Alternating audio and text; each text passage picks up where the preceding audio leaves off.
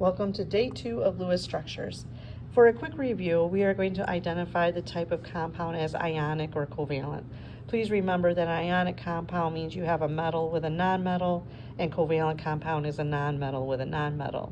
So your whole goal is to look at the first element. We color-coded our periodic tables. In mine, my blue is my metals, my green is my nonmetals, and my pink is my metalloids. So take a few minutes, run through, identify, pause the video, try it. I would say this is ionic, covalent, ionic. Then ask you to draw the electron dot for the following elements. Remember, carbon is in group number 4. It's in group 4, so we draw 4 dots. Those 4 dots are important because it tells me the number of bonding sites. And carbon is important to us because it has 4 bonding sites. Hydrogen is in group number 1. Being in group number 1 means it has 1 valence electron or 1 dot. It only has 1 bonding site. So you won't find hydrogen in the center of your picture because it can only bond with one thing. We did the same thing for oxygen. It's in group 6. Phosphorus is in group 5, 4, 7. We did review our 7 diatoms on the periodic table. We went back to our periodic table and we found those 7 diatomic elements. Remember that they do not exist in nature as singular elements, and there are 7 of them. They start with element number 7, and they make a number 7 on the periodic table. So these guys here are my diatoms. Now, you may realize that there's hydrogen at the bottom of my list, and hydrogen is located here, but you will see that there's a little hydrogen box telling me that it should go here as well. That is to help me remember that it is also a diatom. So diatom means 2 atoms, and so we would write hydrogen as H2, fluorine as F2, oxygen as O2, etc., etc. So what we're going to do with our diatoms is we're going to draw our Lewis structures. And we know that hydrogen is in group number 1, and traditionally we put that 1 electron on top. But because we're going to show those electrons are being shared, we're going to put that 1 electron from hydrogen here, this hydrogen's electron, in the middle for both of them. And this hydrogen is going to come in here, and it's going to share its electron, and we do know that hydrogen only can have 2 electrons. So we would redraw this picture. We would replace those 2 electrons with a dash, and that dash means single bond. Now, fluorine is going to do the same thing. Traditionally, we say fluorine being in group 7, 1, 2, 3, 4, 5, and we're going to skip this place because we want to make that a bonding site. So we go 1, 2, 3, 4, 5, and we come down here for 6 and 7. This fluorine then is going to bring in its 7. We're going to give that electron 1. Let's do 2 and 3, 4 and 5, 6 and 7. And you can see that we created a single bond. Those 2 electrons go to this fluorine as well as that fluorine. So we have 2, 4, 6, 8, 2, 4, 6, 8. So both fluorines are obeying the octet rule. Remember, hydrogen is the only element that needs 2 electrons to be happy. Every other element that we have right now is going to require 8 electrons.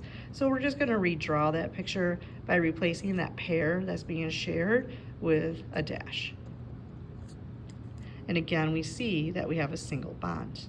Now, when we move to oxygen, we know oxygen is in group 6, 1, 2, 3, 4, 5. I'm going to leave this as a bonding site, so I'm going to bring 6 down here. And then I'm going to bring in my electron for this oxygen so we can create this bond. So that's 1, 2, 3, 4, 5, 6. And we see now that this oxygen has 2, 4, 6, 7, 2, 4, 6, 7. Wait a minute, it has to have 8 electrons as well. Well, what we're going to say, what I use for my classroom is I say, hey, this oxygen is short 1 and this oxygen is short 1. This guy doesn't have a partner and this guy doesn't have a partner. Let's look across the pond and let's make a relationship. So in other words, let's clean up this picture. My 2 on top, I have my single bond, I have my 2 electrons on the bottom, and I have this guy on the side. And I've got my oxygen with 2 electrons on top, 2 electrons on the side, and 1 on the bottom. This guy is going to come to the center, this guy is going to come to the center, and they're going to form a relationship, and they're going to create something called a double bond. So I have those 2 electrons on top, the 2 electrons on the bottom, and now I have a double bond in between. And now I see that I have 2, 4, 6, 8, 2, 4, 6, 8. Nitrogen can kind of do the same thing. You have 1, 2, 3, 4, 5, and then we have 1, 2, 3, 4, 5, and we see that we have this single bond here. So we can clean it up.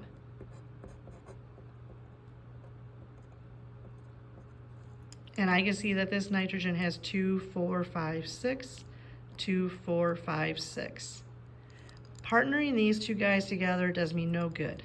But this guy can look across the pond, they can look at each other, and they can say, you know what, let's come together in the middle. And now I have 2, 4, 6, 7, and 2, 4, 6, 7. And these guys are gonna look across the pond at each other and go, let's come to the middle. And now I have 2, 4, 6, 8, 2, 4, 6, 8. And so what we've created here is a triple bond. And that would be my picture. Now, let's apply it to compounds. Here I have 1 carbon, 2 oxygens. My single atom of carbon will be the center. We know we're in group 4, so we have 4 dots around there. We have 4 bonding sites. We have 2 oxygens. Now, we talked yesterday about when you have oxygen on the outside, oxygen has the second highest electronegativity to fluorine, which means it has a high attraction for electrons. So what I teach you to do is to play the game of keep away. So this oxygen is going to say, you know what, I'm going to keep these 6 electrons to myself. And this oxygen says, I'm going to keep these 6 electrons to myself. And carbon goes, wait a minute, you kept all of yours. And oxygen says, yeah, I did, but thank you for that 1, because now I have 2, 4, 6, 7, and 2, 4, 6, 7. But oxygen says, carbon, you still have to help me because I need 8. Well, this electron on top isn't doing anything, and they're not stationary electrons, so we can move them. We're going to move that 1 electron, we're going to move it inside here, and now I have 2, 4, 6, 8 electrons around this oxygen. And I'm going to take this electron from carbon, and I'm going to move it so that it's being shared between these 2 guys. And now I have 2, 4, 6, 8 electrons around oxygen. So now I've created 2 single bonds with my oxygen being happy. But we have to look at carbon itself. Carbon has 2, 4 electrons, and it has to have 8. So how do we get 4 more electrons around carbon? My little trick is, well, if I want 2 more electrons, what I'll do is I will double bond. So what that means is I'll take 2 electrons here from oxygen, and I will move them inside to form a double bond. My oxygen has 2, 4, 6, 8, and now carbon is at 2, 4, 6. So we're getting closer. So carbon will turn to the other oxygen and says, please help me. And oxygen will take a pair of its electrons and say, fine, I'll move them to the inside. So this oxygen has 2, 4, 6, 8, and now carbon has 2, 4, 6, 8. So this picture for carbon dioxide has 2 double bonds. Let's look at SO2. Sulfur. Sulfur is also in group 6.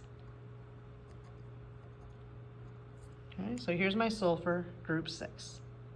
Now, I usually teach kids to go to the bonding sites. And again, oxygen is on the outside. It likes to play keep away with its electrons.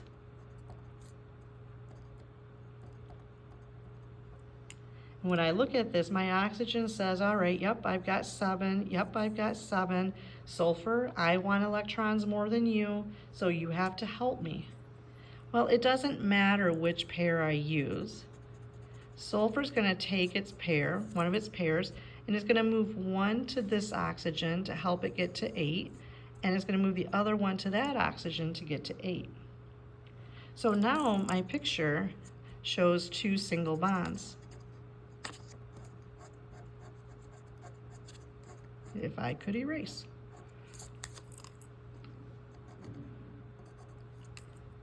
Now, my sulfur, though, has 2, 4, 6 electrons, and it has to have 8 electrons. So I'm short 2. So whenever I'm short 2, I double bond.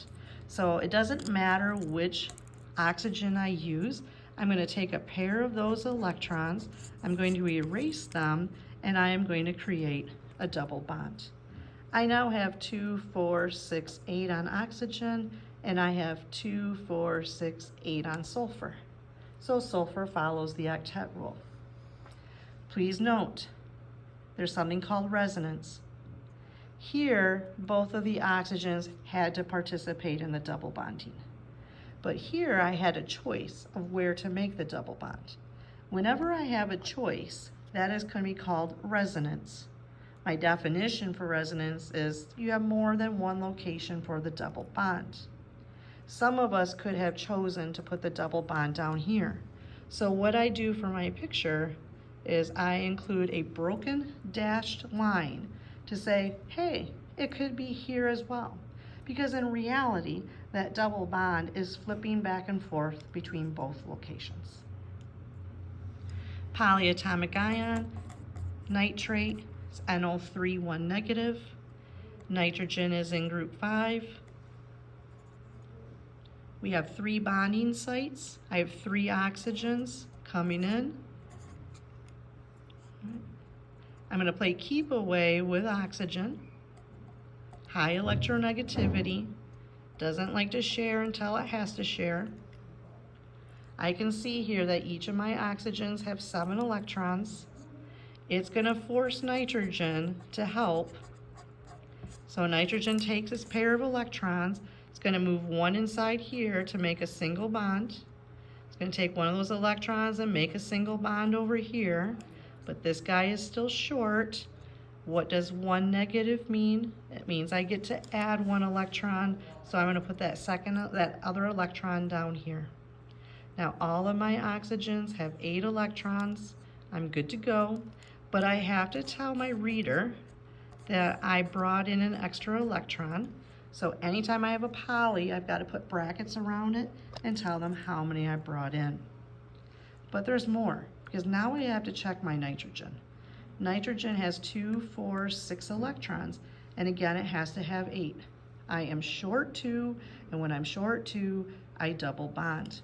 It doesn't matter which oxygen I use, and it doesn't matter which pair of electrons I use. I just have to erase a pair from one of them, and I move them so that they're being shared between my N and my O. So I have 2, 4, 6, 8, and now my nitrogen has 2, 4, 6, 8.